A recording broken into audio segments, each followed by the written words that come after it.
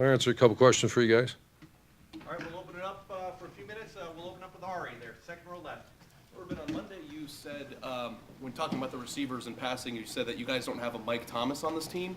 And I was wondering, from your vantage point, is that an issue to you? And if it is... No, it was used in the sense that we have 6. You know, back when we had Mike, there was a big discrepancy between 1, 2, 3, 4, 5. That's what I meant. So if that is what you meant by that, is that an issue that you don't have somebody who's can take over a game? It's an early season. There's a lot of young guys that I think one will develop. Right now I'd say Paris is probably the number 1 guy, but I anticipate Terry. Austin Mack made a nice catch Saturday. Those are a lot of new names, so I'm anticipating that, you know, just saying what Mike developed that year. But the discrepancy, you know, there's 1 through 6, and Ben Victor at some point, I imagine he's going to turn into that kind of ball player too. And overall, how have you felt about just the receivers' development in general over the past 6 months or so? 6 months I felt great. First game I felt really good. You know, we dropped the ball, but that happens. And I think the receiver, they're playing their tails off. You know, we just got to make some more plays. Front row right, Austin. Urban, I know sometimes you have the state of the program talks with your team.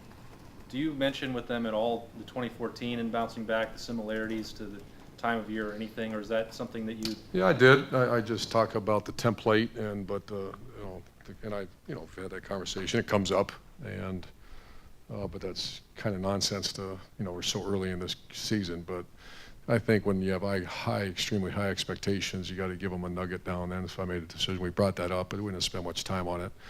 Well, we brought it up in the sense that there is a template that worked very well. Now, within that template, there's some real rugged players and some real rugged coaches that got their jobs done.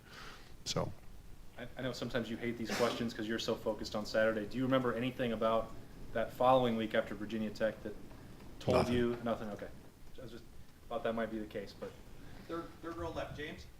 Yeah, Coach, have you ever had such a unique 3-game stretch to start a season where you go conference team, top 5, team, No. Heisman winner, and then having to prepare for a triple option? And how challenging has that been for you and your staff? yeah, we saw it coming. We've been working on the option a little bit, but it's so hard because the 2 offenses you faced right at that jump were hard. Usually, you get a couple ones that you outman your opponent a little bit, but this is such a unique one this week that this is, it's going to be a dogfight. So, no, I've never been in one like that. Front row left, Doug. Urban, when you guys lost to Michigan State in 2015, you came out the next week at Michigan and ran You the guys ball. remember all these losses. Well, How about when we won? when you won 62 and 7? No, I know the 62. No, I'm getting to the win. I'm getting to the next win. Okay, good. Make sure you ask it. You Let go him to- answer or ask more questions. You go to Michigan the next week after that loss, and you guys run the ball great, and you dominate Michigan. Is there an instinct at all when you have a loss to go back to what you do best? Because we know how you guys can run the ball. That week you got back and you ran the ball with Zeke and JT. Is there an instinct this week to do that? Yeah, I think when things aren't going well, you go back to fundamentals. We are trying to, it's so early in the season though. We want to, I know we can, we're going to be balanced. I think to win, we're going to do whatever we have to do to go win this game. A lot of it's how are we blocking them? Are they loading the line of scrimmage? And we're going to do what you have to do to go win the game. So I understand your question. We cannot be one-dimensional, and we're working awful hard at that. Front row middle, Dave. How is Joe Burrow coming along with his Pretty good. injury? Could he play this week if needed? That's a good question. I think it's probable.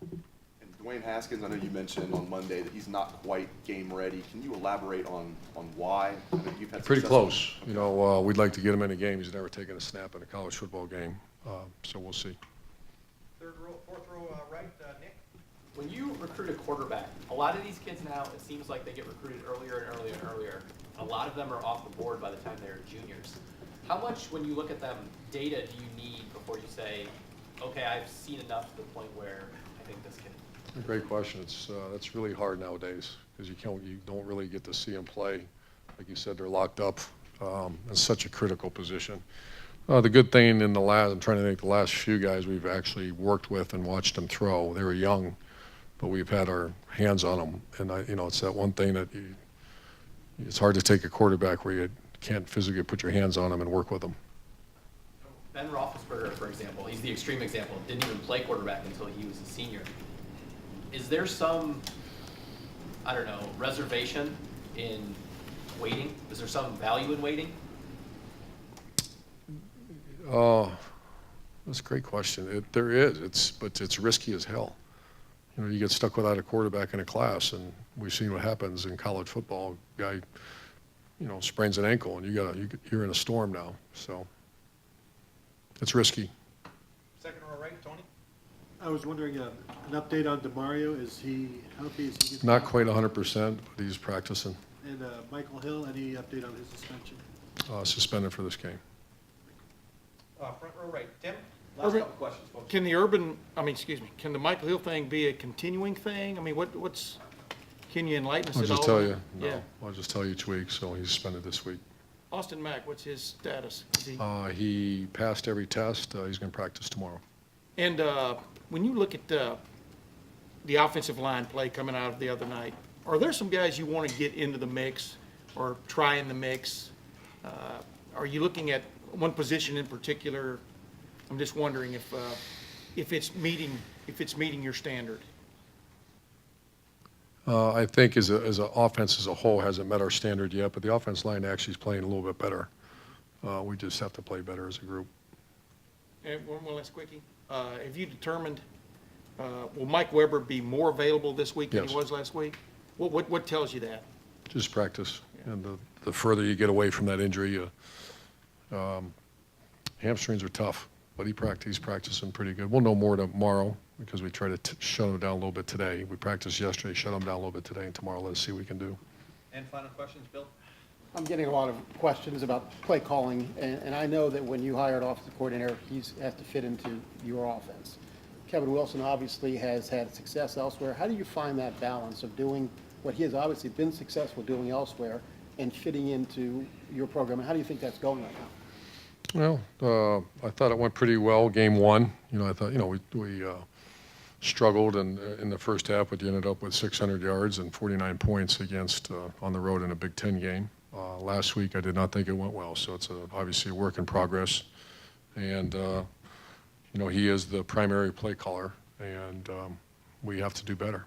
How much of that is just him, it's only 2 games into knowing the personnel, knowing what you guys do, or should it be Should be better? better, should be much better. Great. Coach, thank you very much. Thanks, guys. Thanks, Coach.